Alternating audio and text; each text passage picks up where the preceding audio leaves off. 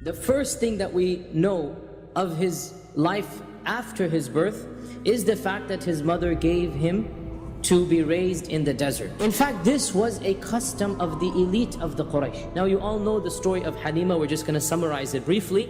Halima bint Sa'diyah, the famous foster mother of the Prophet ﷺ, she narrates this story in the first person.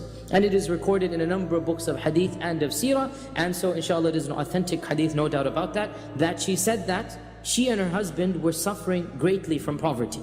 So she's explaining, why would she want to take another baby? Because that baby gets money, the parents give money. And so I convinced my husband to go with there was a yearly time that the women of Banu Sa'd ibn Bakr would go to Mecca and would obtain any newly born child who would be willing to be adopted, or not adopted, but foster fed for 2-3 years. And so she goes with a group, probably 5-10 women from her clan, and they enter into Mecca and they find out who has given birth.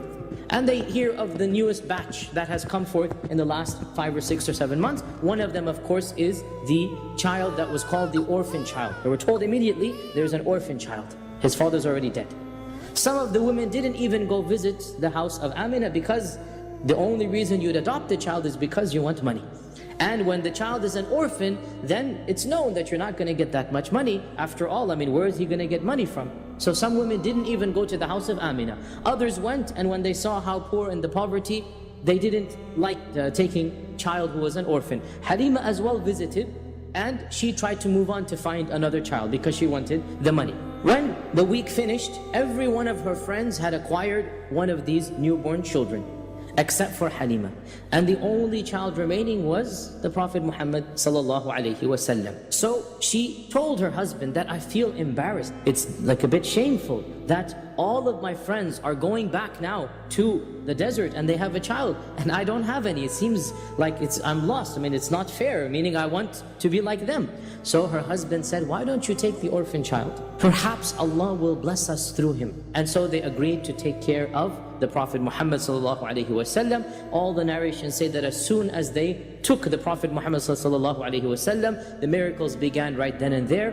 That she only had one old goat that had stopped giving milk for a long time. As soon as the Prophet ﷺ entered into the tent, the goat's udders became full. She had an old mount that they were riding, the both of them, and when they put the Prophet ﷺ along with the family on this ride, on this animal, it became the fastest animal. Generally speaking, this foster care usually lasted 2 years. During these 2 years, the blessings that Halima witnessed in her household were so many that she was scared of losing the Prophet ﷺ. And so she invented 1,000,001 excuses in front of Amina.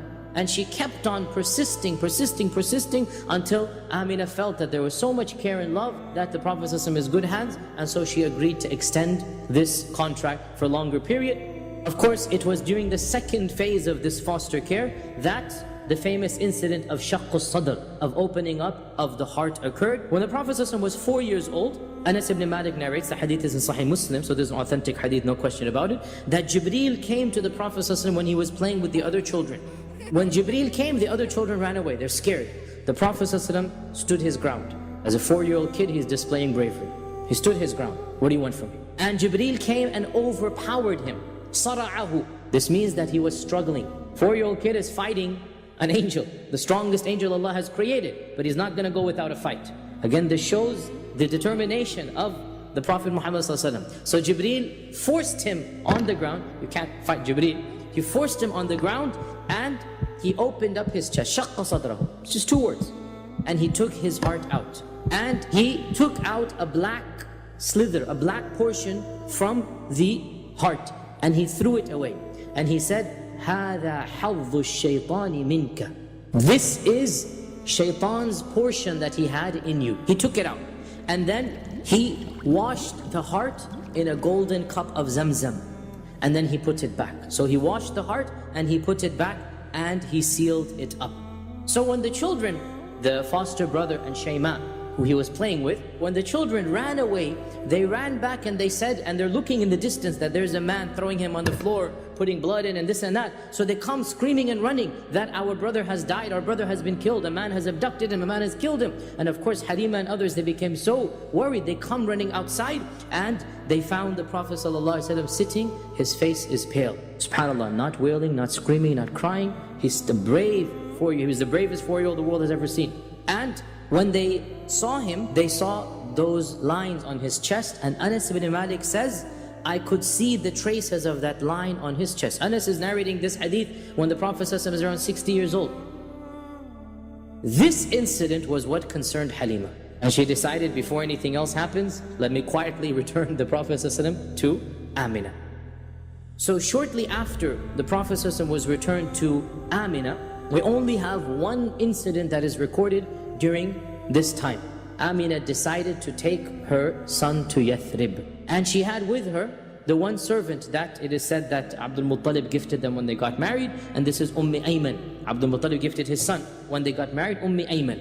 So Amina traveled to Yathrib, which is now called Medina, along with Ayman and the little boy, the Prophet Muhammad ﷺ, and the Prophet ﷺ stayed there for a few months. On the way back, in a small little settlement, which is still present to this day, and it is called Al-Abwa, Amina herself fell ill, and she passed away right then and there. And Ayman had her buried by the people of the village, Abwa, and so to this day her grave is at a place called Abwa. And then when the Prophet ﷺ is barely 6 years old, he loses his mother and his father, so he is then entrusted to Abdul Muttalib, the chieftain of the Quraysh.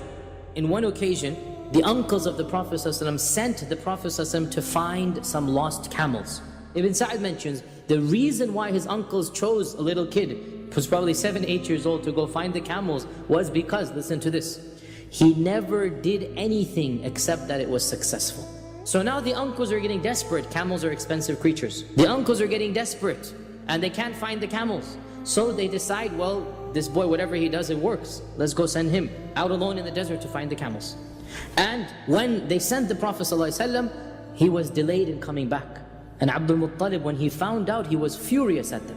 How could you have done this? Why did you send the boy? Now, of course, they sent him because they want the camels back, right? Abdul Muttalib was furious, and he was pacing and walking around waiting for the Prophet ﷺ to come. And as soon as he came, he hugged him and he said, from now on, I will never let you out of my sight. As we all know, at the age of 8, once again, for the 3rd time, our Prophet ﷺ became an orphan. First his father, then his mother, and now his grandfather. And one of the things that Abdul Muttalib did on his deathbed is that he entrusted the Prophet ﷺ to his son Abu Talib. And so Abu Talib takes charge of the Prophet ﷺ, and Abu Talib lives a long life, and Abu Talib passes away when the Prophet ﷺ is over 50 years old. So he remains with the Prophet ﷺ.